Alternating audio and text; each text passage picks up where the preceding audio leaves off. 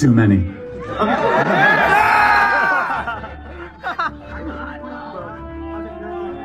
fine. Okay, now 5 is a lot, right? I'm gonna give you.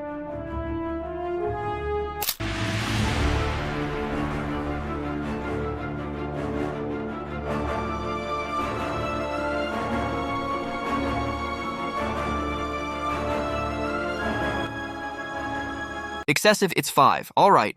Now 5 is numerous, correct? I'm going to provide you with music reconsider. For weeks, the populace has been tracking this narrative like a detective thriller, moment by moment, whisper by whisper, since the alert sounded at Utah Valley University. But nobody, not even the most dedicated, was ready for what unfolded next. A brief, blurry, unsteady recording, likely captured on a student's device, and what it disclosed altered everything. Now the narrative isn't solely about the occurrence, but about the instances preceding it. The manner in which a security officer positioned his eyewear, the way the squad maneuvered as if they anticipated what was approaching, and the unsettling hush just before the incident unfolded. Excessive. 5. All right, 5 is too many, correct? Allow me to explain. You have likely heard about the recent Charlie Kirk recording, but if you believe you've grasped the entire account from that day, reconsider. For weeks, individuals had been following the account as if they were perusing a real-life investigative story. Scene by scene, gossip by gossip, fragment by fragment, ever since the alarm blared outside Utah Valley University. But no one, not even the most fervent truth pursuers, could have prepared them for what followed.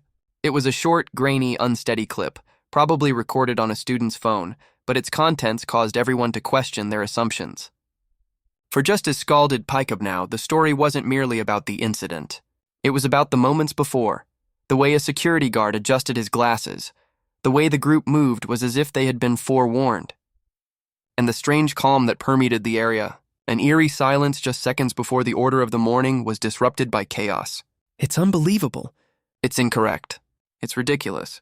Someone is attempting to promote a completely baseless narrative that Israel is somehow linked to Charlie Kirk. It sounds preposterous, but it's precisely that absurdity that has the public more agitated than ever. Because currently, the public doesn't need evidence. It just needs a narrative framework that aligns with its own anxieties. And the newly released video provides exactly what they're seeking. Millions attend Turning Point USA events, from campus discussions to controversial free speech demonstrations, where one inappropriate question can cause things to spiral out of control. It's the unmistakable Charlie Kirk brand where debate is the instrument, conflict sets trends, and crowd emotion is the fuel. September 10th, 25 Utah Valley University. More than 3,000 students packed into the auditorium. The atmosphere was thick with curiosity, disapproval, and an indescribable energy. Charlie USA. Even before entering, you could sense the tension in the air, the shouts, the raised signs, and the watchful eyes of the police monitoring the area, examining every detail as if trying to prevent something unusual. Everyone knew this was not ordinary. There had been warnings. Some expressed openly, some conveyed quietly, but Charlie's team decided to proceed, believing that open dialogue was the only way to ease divisions. No barriers, no protective glass, no distance between speakers and audience. A bold, courageous decision, and perhaps one that the world would later reflect upon. The Schaffer security team was present, a name everyone who had followed Charlie Kirk's journey recognized.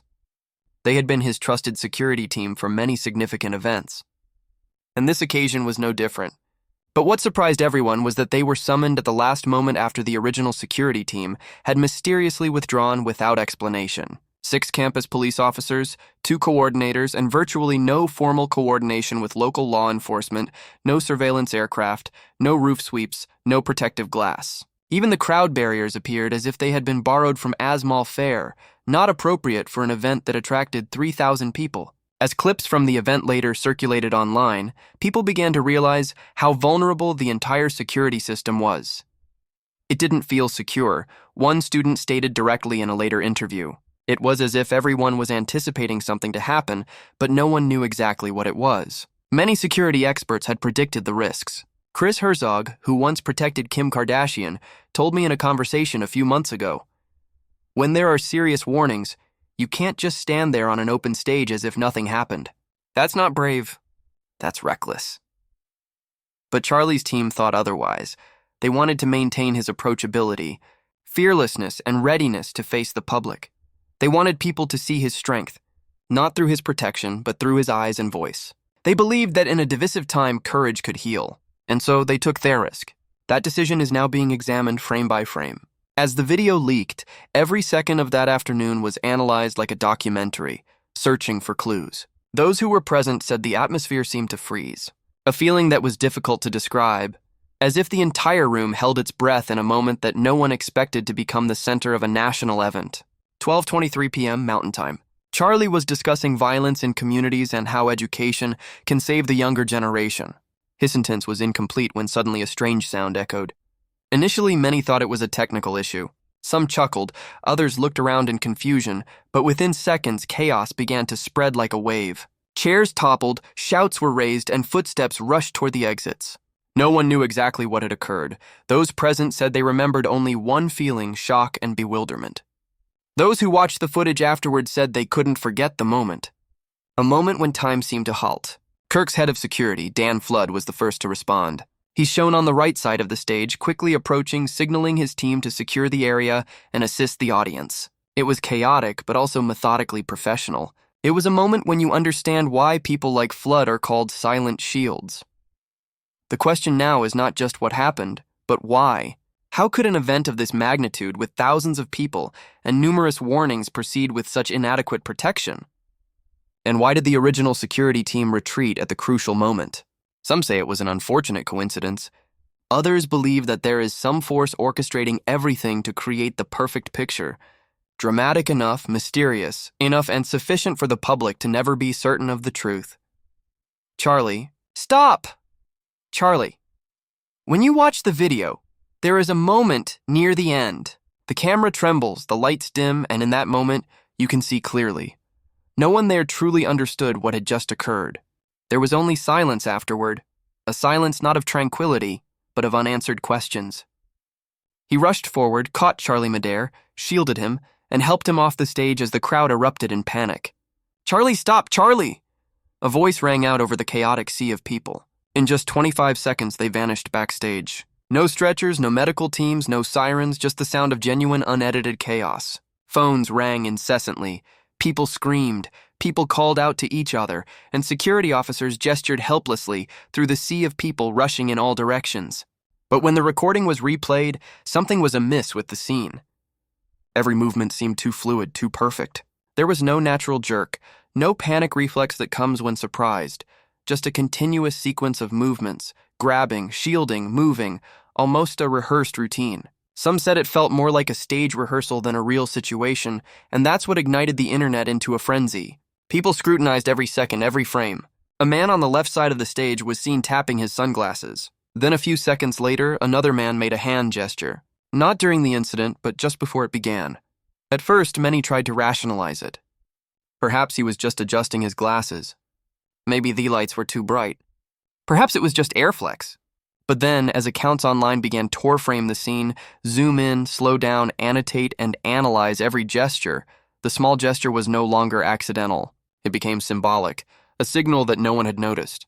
A warning that was supposed to have been there before everything changed. This new footage, short, shaky, even blurry at the edges, felt strangely authentic. It revived the old question. Was it all just a spontaneous reaction in the midst of chaos? Or was there something premeditated? Every time someone reshared the clip, the comments would appear. Why were they moving so synchronously? Why was no one surprised? And why was that signal just before the incident? These questions have no clear answers, but they transformed a brief event into an online legend where every blink, every movement, and every pause could be a clue. It was the kind of silence that didn't make anyone feel comfortable. The kind of silence that weighed heavily, causing one to listen more deeply and imagine darker things. This is one of Charlie's associates. And it makes me so effing furious. I want to be very clear that this is apolitical assassination. And then, as often happens, the silence became a trigger. Every missing file suddenly became evidence. Every withheld testimony was interpreted as a cover-up. The entire cyberspace began to toster. Old statements, forgotten excerpts from foreign politicians, even old statements from Israeli Prime Minister Benjamin Netanyahu suddenly resurfaced, spreading at breakneck speed. This is madness. It is untrue. It is scandalous. Well, somebody has fabricated a monstrous falsehood that Israel had something to do with Charlie Kirk's horrific murder. International media headlines were sensational and social media exploded. Just a few lines reciting Charlie Kirk as a friend of Israel was enough to add fuel to an already raging fire. The entire cyberspace seemed to lose control. A series of theories, diagrams, and exclusive sources appeared overnight, everything connected like a chain of dominoes, from foreign donors to tech deals to rumored AI surveillance contracts. The more facts added, the more absurd it became. It was no longer a search for truth, but a storm of chaos disguised as reason, where every half-truth was mixed with speculation, forming a web of rumors that no one could unravel. But the biggest problem wasn't fake news. It was the void left by the government and its agencies. When institutions remain silent for too long, outrageous stories start to sound plausible. And once the public feels left in the dark, imagination becomes their guiding light in whatever direction that light might point. There's one part of that day that still haunts skeptics. They say that Kirk's team reacted so quickly after the incident, so quickly that it no longer seemed natural. They didn't wait for the medical team. They didn't signal anyone. They just saw a few people rush forward, cover up, and disappear behind the stage. A few dozen seconds later, a black SUV appeared at the service exit at the back of the building. Kirk was quickly loaded into the vehicle, and the vehicle left the campus, its destination unknown. To many, it was an emergency, but to those who doubted, it seemed like a scripted scene. They point out that no stretcher was called, no lights were turned on, and no one from the security team returned to the stage afterward. It was all executed neatly with a frightening precision. Footage from a distance shows the crowd still screaming while the service door behind them closed silently, and it was that moment, the wordless disappearance, that made everything more suspicious than ever. Those present said they had no idea what was happening. "We just saw him disappear," one student said, and then no one said anything. From then on, everything was replaced by questions. Questions without answers, only silence. Again. The kind of silence that left the world listening, imagining, and guessing endlessly about what really happened. "Hey, stop. Stop, everyone!" a voice on their recording says, trembling but trying to remain calm. 5 miles, no sirens, no ambulances, just a chaotic convoy of vehicles speeding toward Timpanogos Regional Hospital. It was a strange and perhaps dangerous decision, according to many medical experts. With serious injuries, time is not only precious, it's critical. Every jolt, every pothole, every second that passes could worsen the situation. And so, the question hangs in the air, echoing through millions of online comments. Why did you do that? Was it pure panic? Or was it a carefully calculated move? An attempt to control the story rather than let it unfold in public before cameras and witnesses? That's the part that lingers most. Because if ignoring the ambulance was perplexing, the reason behind avoiding it was even more perplexing. Who gave the order? Why wasn't medical help summoned immediately? And why, in a crowd of thousands, was no one able to record the moment clearly? The videos that emerged only made things more confusing. Some claimed to have seen a black SUV speeding away from campus just minutes after the incident. Others said they heard shouts of Taquito private facilities, but there were no concrete images to support it. Just fragmented accounts, grainy clips, and a string of unanswered questions, and then within hours, the nation seemed to be divided. Two clear camps formed. One side believed this was a real accident, a mistake, a decision made out of sheer panic. The other side believes the opposite, that this was a staged event, a spectacle that got out of control, perhaps even serving a deeper political purpose. Talk shows, podcasts, and commentary channels have exploded. Some analysts call it the latest breach of trust in modern America, where every event is viewed through a lens of suspicion. Some say Kirk's security team wanted to avoid close-ups with the media. Others say a powerful figure may have given them direct instructions to leave the scene immediately. Whatever the reason, the result is the same: a breakdown of trust. When a nation begins to argue about who helped whom and how deliberately avoided helping, the story becomes more than just a speech. It becomes a test of trust, of morality, and of truth. From a lost train 5 members away, 100 theories are built. From a minute of silence, 1,000 voices are heard. And in the end, what most frightens everyone is not the event, but the feeling that everything was decided before it began. They scrutinize every frame, every lost file, every 2-second reaction. For them, every detail matters. A misdirected glance, a shift of the shoulder, even a deep breath can be a clue. Every frame is a puzzle, and every pause a hint. Then there's the second group, the more pragmatic, the rational. They believe this was a tragedy, exaggerated a series of missteps in organization and response amplified by an internet addicted to emotion and skepticism. Charlie's wasn't random. It was scheduled. He set it up in a way that okay, you're saying something that's actually factually inaccurate according to the narrative. Now let's be real clear. I don't necessarily think they know what's going on yet.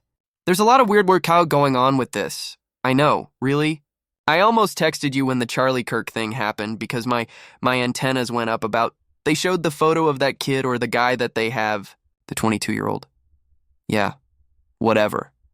And I was almost going to be like, dude, this kid had a rifle with a scope. Now, here's where it gets strange. The first images of this rifle with a scope, I swear to God, it looks like he has a composite stock on it. It looks like a modern 30-06 rifle.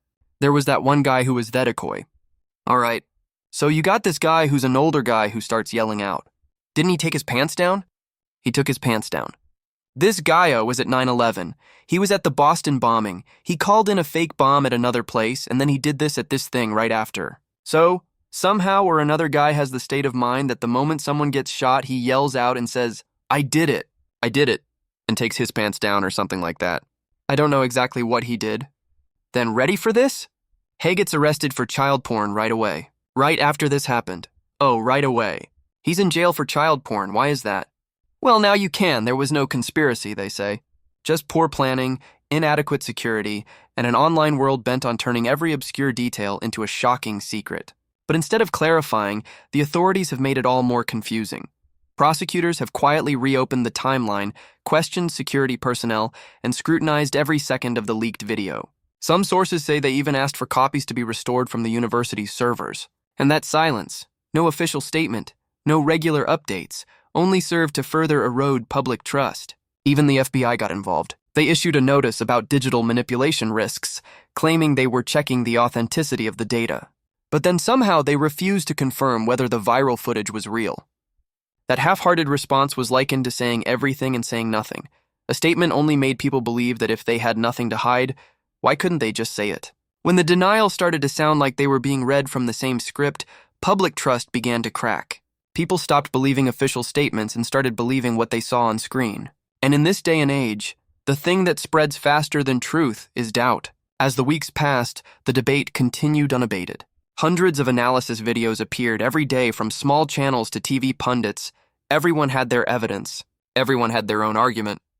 Every camera angle, every faint reflection on those sunglasses was magnified, slowed down, sliced, and analyzed to the point of exhaustion. Some believed they saw another hand, a strange light, or a movement that didn't match. Slowly, it became less about the footage. It became a test of faith, a much larger question. Who gets to define truth in an era where everyone has their own lens? Media psychologists began calling this false frame syndrome when the public believes that if they watch slowly enough, they will see the hidden truth. But in reality, the closer they look, the further they are from reality. In a world where everyone believes they're investigating, the only thing anyone can do is stop. That clip, less than a minute long, has now become a symbol of skepticism. A piece of the puzzle that modern society keeps turning over and over, searching for answers that don't exist. Because at this point, the question is no longer is the video real, but do we believe anything real anymore? The issue is no longer the video. It's what it means for a country that has stopped believing its own eyes.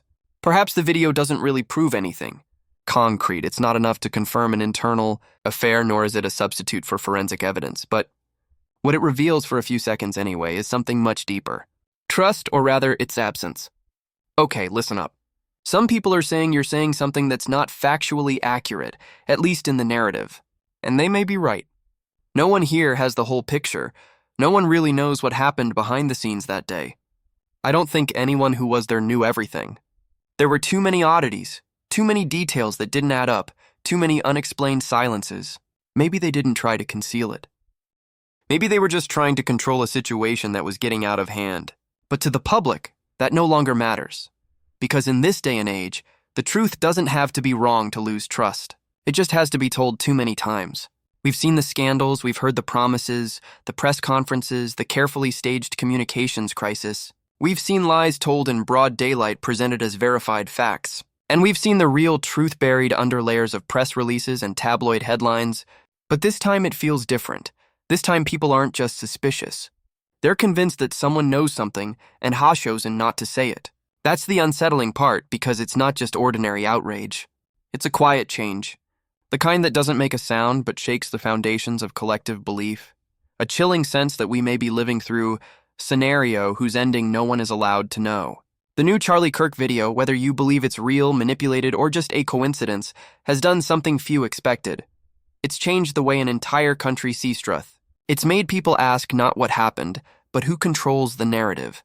Because once the public begins to believe that truth can be rewritten, everything else becomes fragile. Institutions falter. The media is distrusted. The question is, when the next tape comes out, will we have the courage to see it or just the skepticism to judge it?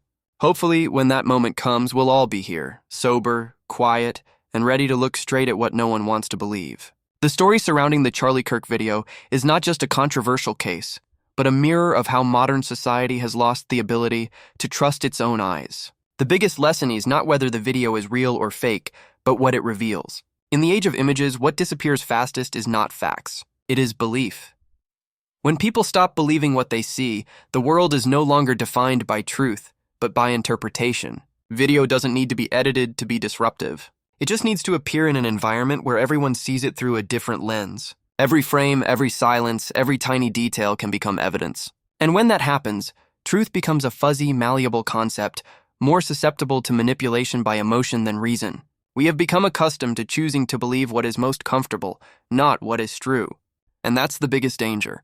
Once people start choosing the truth that suits their emotions, they lose sight of what's true. The Charlie Kirk episode is just one example, but it marks a turning point. Truth is no longer something Toby sought, but something to be recreated through perspective, through belief, and through invisible algorithms. So the lesson is not who was right, but why did we believe it so easily?